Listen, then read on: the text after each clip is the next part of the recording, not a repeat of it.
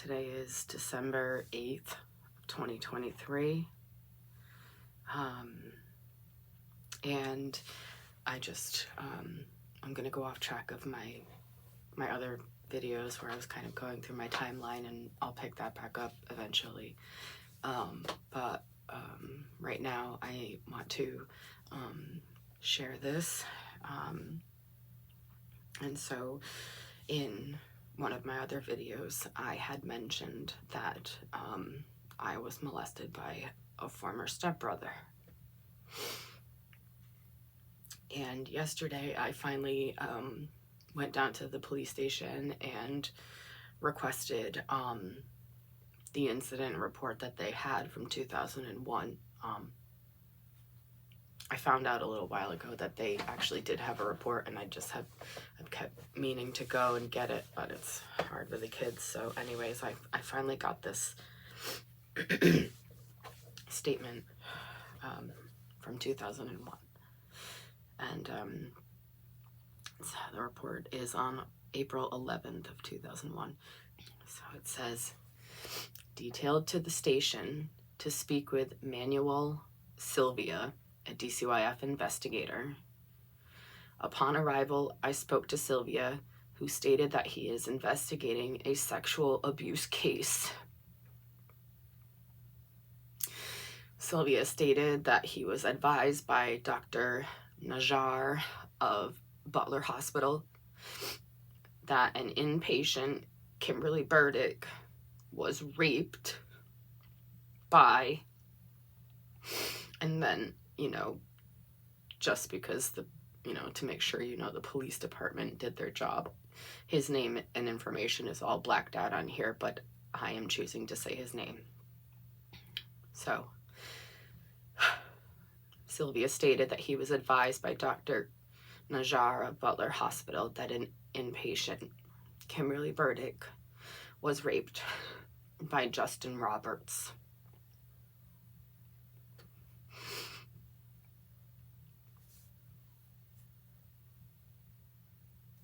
Burdick was admitted on 3/29/01 for suicidal ideations. Burdick stated to Najjar that she was raped between the ages of 11 to 14 by Justin Roberts. Burdick stated that she was raped approximately 12 times during that period of time. Burdick stated that the type of intercourse that was performed was penis-vagina. Sylvia stated that upon speaking with Burdick, she stated that during this time she did not say no. No, nor did she consent to this. And then it says Kimberly lives at 66 Oak Street with her mother and other family. Sylvia and I responded to 66 Oak Street to speak with Mary Burdick, who is the mother of Kimberly. Mary stated that she is unsure if she wants to pursue this matter with charges. I advised her that Detective Iacoi would contact her. Sylvia stated that he will be responding to speak with the suspect's parents on 4/12/01, and he will contact Detective Iacoi before he arrives.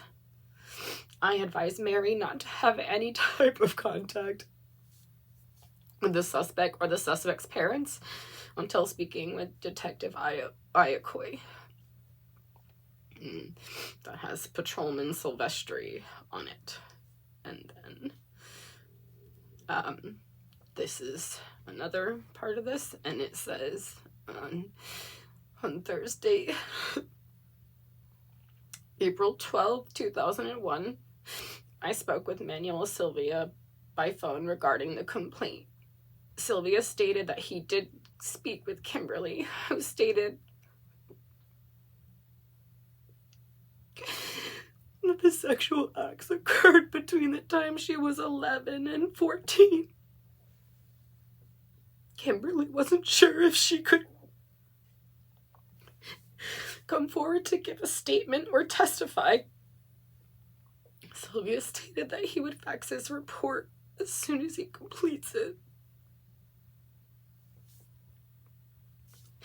On Friday morning, 4/13/01, I spoke with Mary Burdick, Kimberly's mother. Mary stated that Kimberly is feeling better and might be coming home from the hospital in a couple of days. Mary stated that Kimberly does not want to go forward with a complaint. Mary stated Justin Roberts and Kimberly are being treated by a psychiatrist at Butler and are dealing with what had happened between the two of them. Yeah, right. DCYF has set up another meeting with Mary, who feels that they can close the case at this time.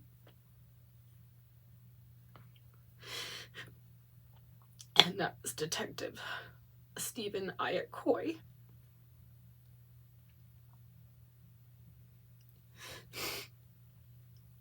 I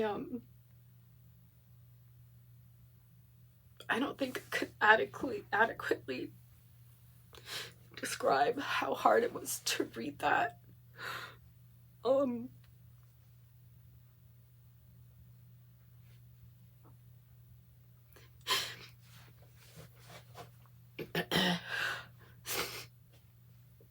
You know, I can be mad at, Dylan too for ruining my life, but Justin ruined my life. He ruined my whole life.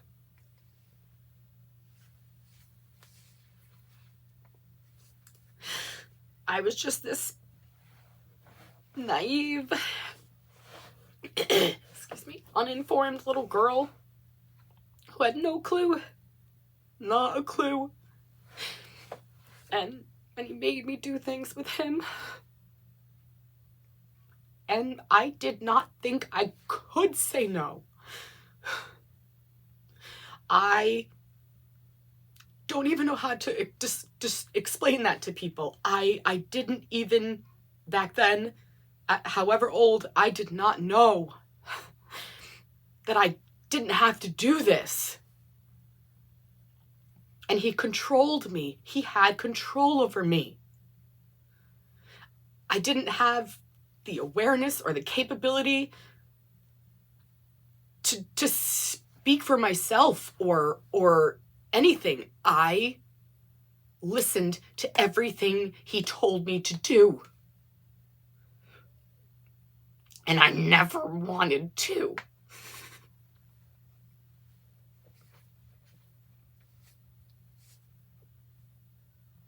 I don't know that I'm ready to share details of things between him and I yet, but maybe eventually.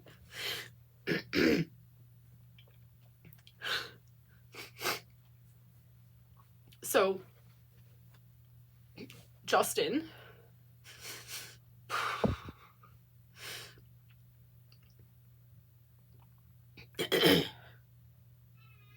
I guess I will share a couple of things right now.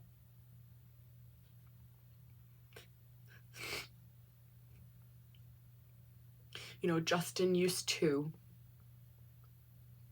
it was my dad and his mother, and he used to, if they were going out, they would ask, which kids wanted to come and which ones wanted to stay, and Justin would look at me and be like, you want to stay, and he would tell me to say that I wanted to stay, and as much as I didn't and I wanted to go, I stayed.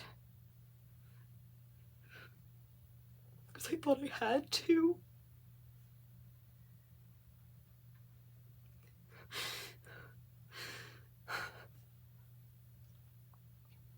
I really was that sad little girl that just got taken advantage of and abused for a long time.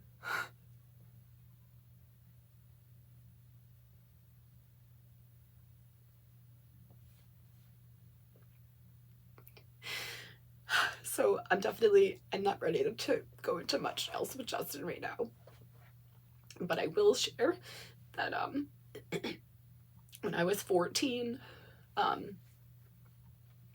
was allowed at this point to stay home alone at my mother's apartment, and I didn't have to like go to my dad's house after school anymore because I was old enough or whatever. But so I'm 14 and I'm finally able to stay by myself. And at first I thought this was great, like I didn't have to go there anymore, until he just learned he could just come sneak in through my window because it was right to the front porch.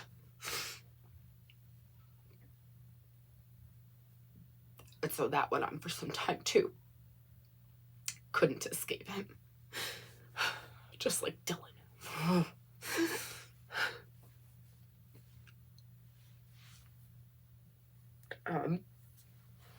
So I remember I was 14 and Justin had come through my bedroom window one day, and I had finally mustered up the courage to say no to him.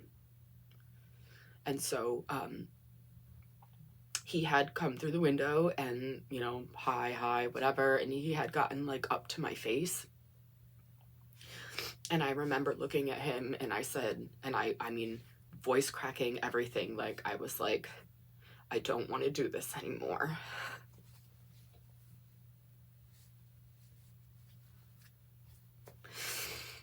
And he actually said, you know, he got pissed off. He was kind of like, that's how it's gonna be, huh? And he said to me, okay, and, you know, and with that attitude, and was like, okay, and he backed up away from me and he left.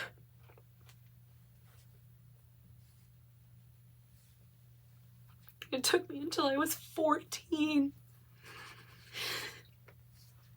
to be able to tell him that. And the reason is because he had started dating. And so he was dating people and still coming to me.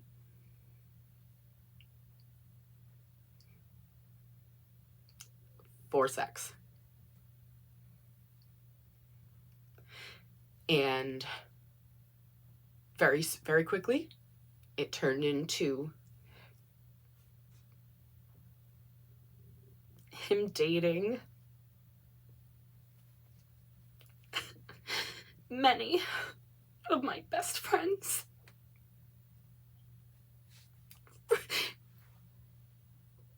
Right in front of me.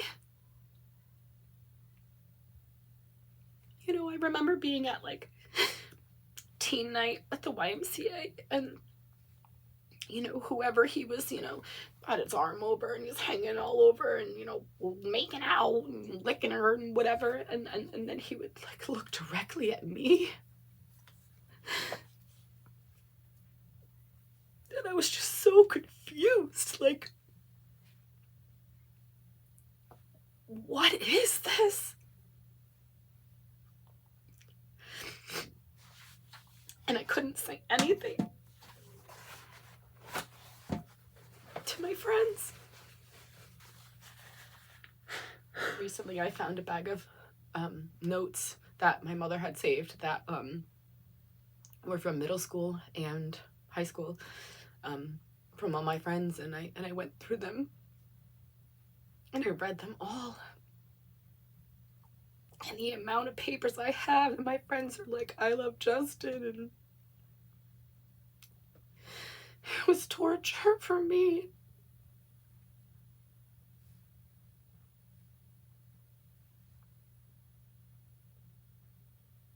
I hated middle school. I hated high school.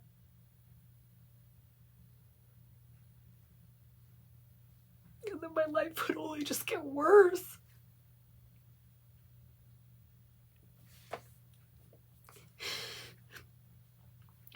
So, after I had told him no, you know, no more, he continues, you know, to date my friends, this one, that one, back to this one, back to that one, whatever. And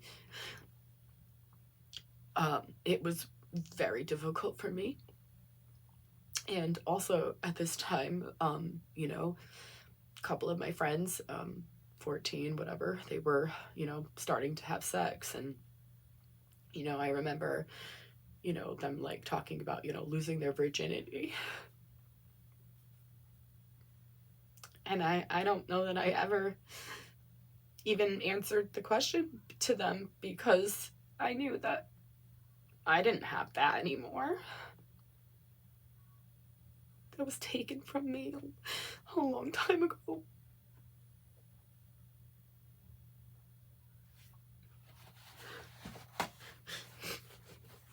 So at 14 now, I'm really struggling.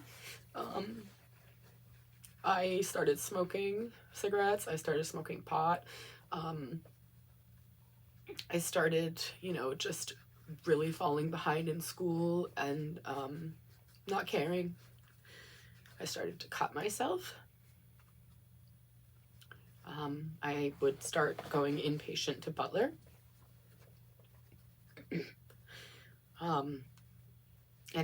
And eventually, well, I had at some point confided in my mother that there was some sort of sexual abuse, but I wouldn't tell her who. And at one time when I was in Butler, I was very close with the school psychologist back then. And I was able to confide in, not confide, I did, I guess, confide, but I knew she had to tell others. You know, I was able to finally tell her. But it was just...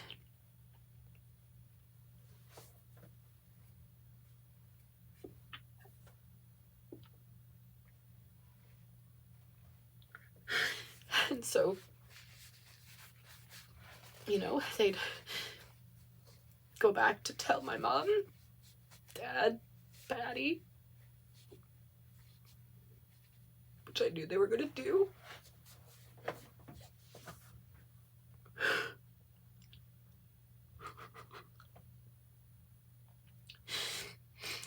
I need to preface this right now and say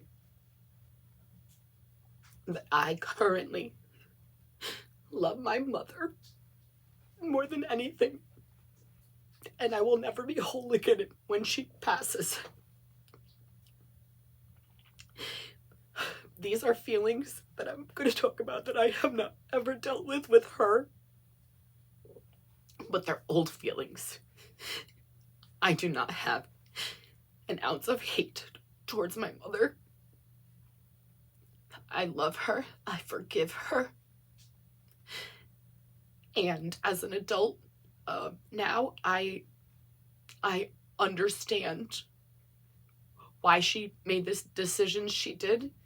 Not that, you know, I agree, but I understand it from her perspective. But my mom is a good fucking human being. She would help anyone.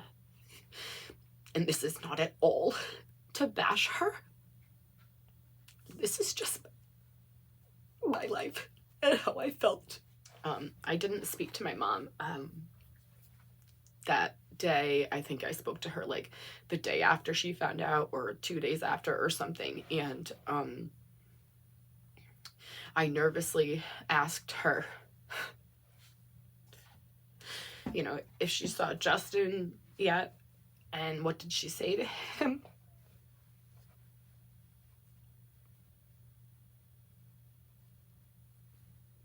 And my mom said to me,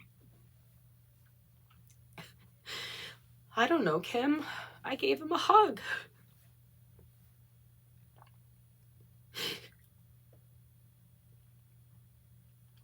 And something switched in me.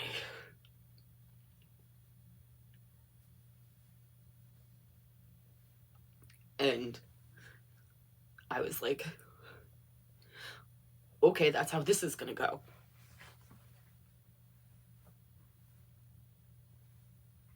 My own mother doesn't believe me. You know, I struggled for a long time to finally say who it was and tell the actual story. And then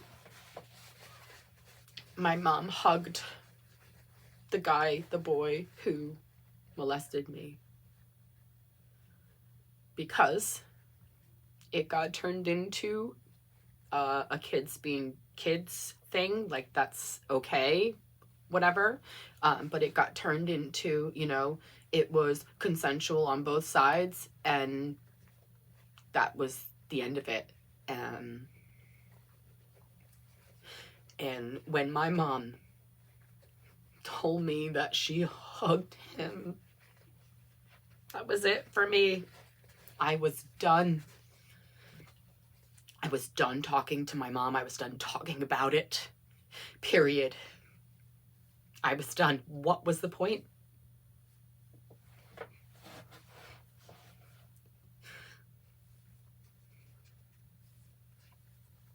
So yeah, I eventually did say, it was nothing or whatever.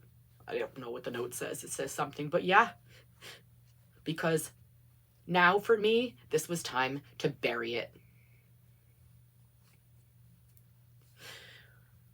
So,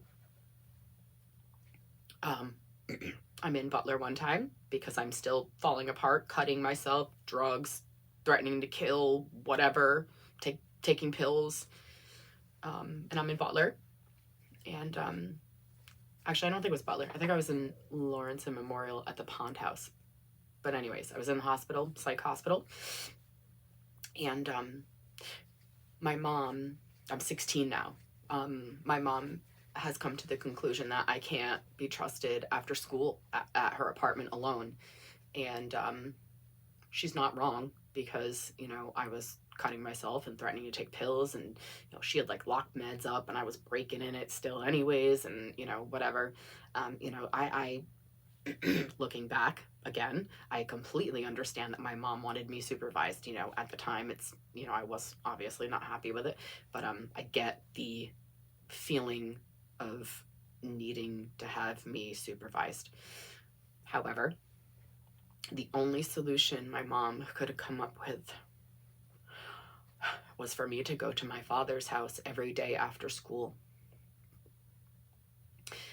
And Justin and his newly pregnant girlfriend were living on the second floor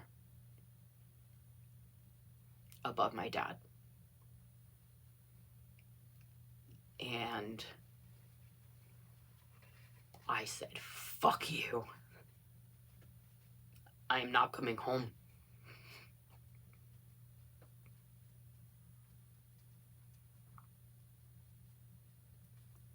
And she would eventually sign me over to DCYF.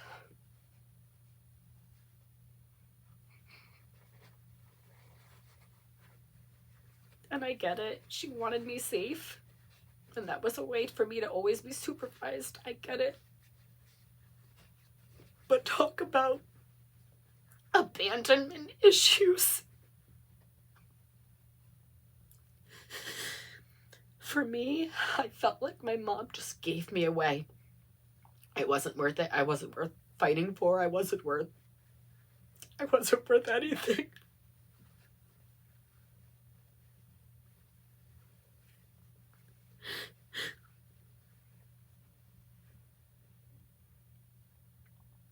So then I entered DCYF custody at 16.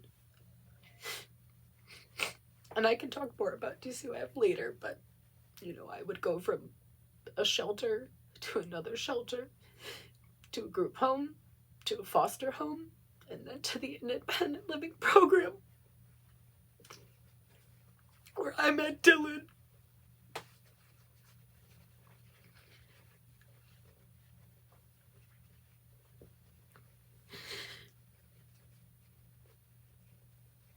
I know that people have had worse lives than me, and I'm not gonna compare ever, but it's like, why was that my life? I felt tossed away after being abused, only to get abused more, worse.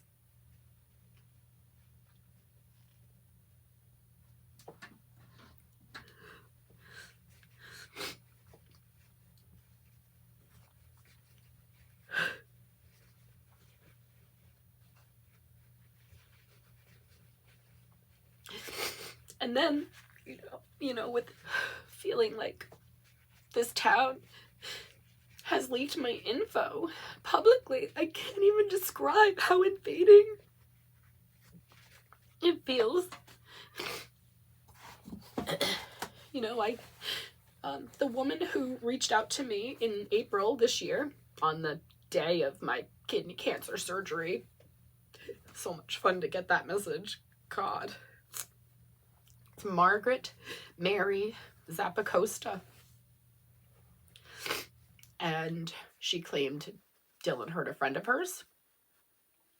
She wanted to talk to me because, she had heard I filed a police report somehow.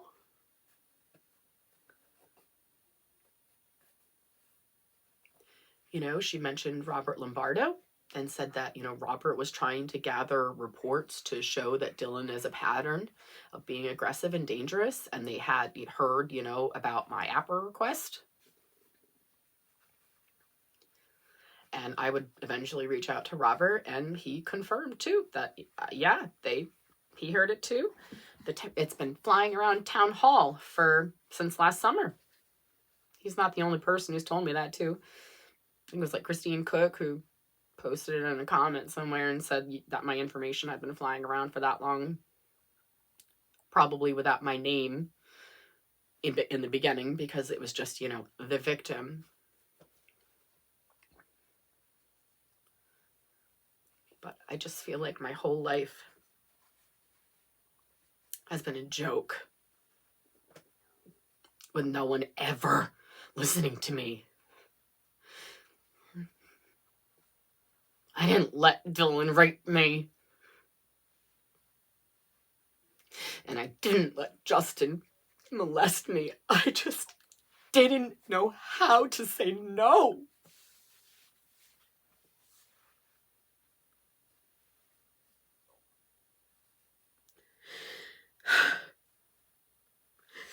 I just wish someone would be held accountable for something, because I haven't done anything ever. None of it was my fault, except for being vulnerable and alone.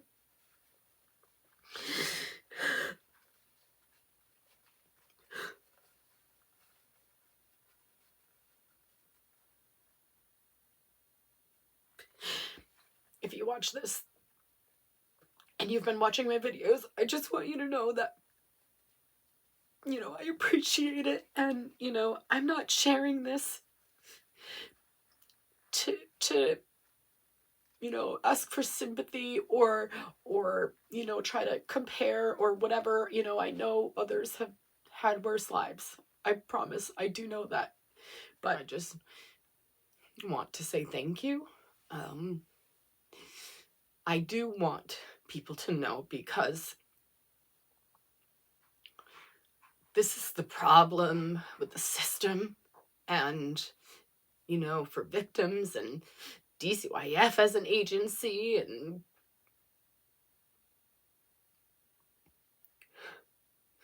this struggle, this journey that I've been on for the past couple years has been literal hell.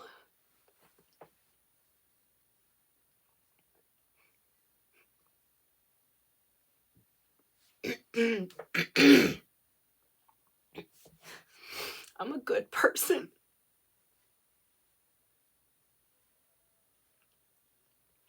I've had a lot of trauma that I have to work through, that I buried for decades.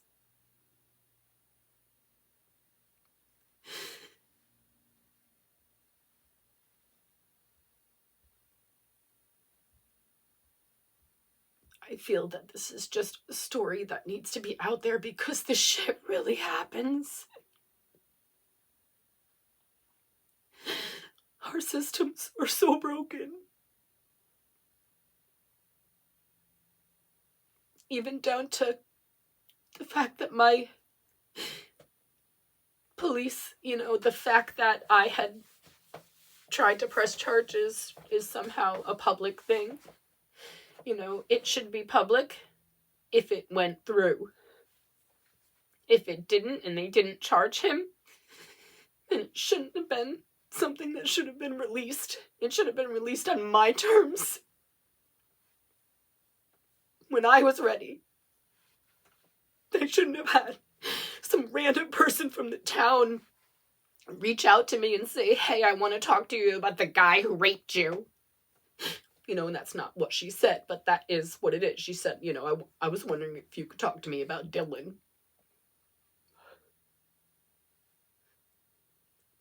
And, you know, all of these things, all of everything that has continued to happen has just, you know, like tortured me. And no one has been held accountable for anything. And I'm not sure they ever will be. So I just get to struggle through my depression and try to come to terms with everything. Because it's too late for Justin. It's too late for Dylan. And the town has all these loopholes that, you know, they're not accountable for anything.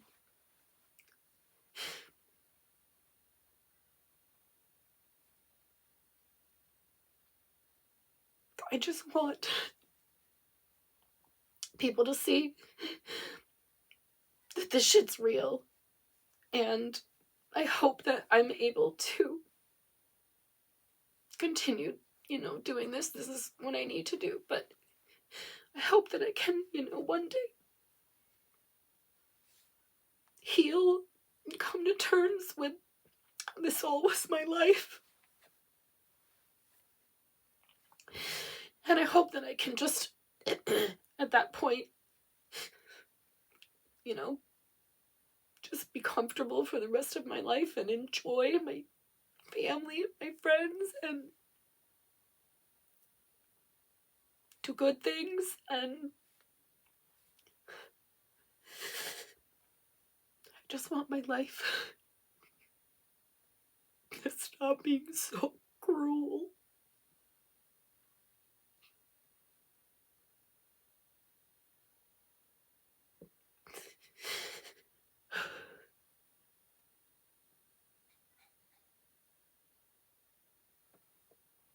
The torture just never ends.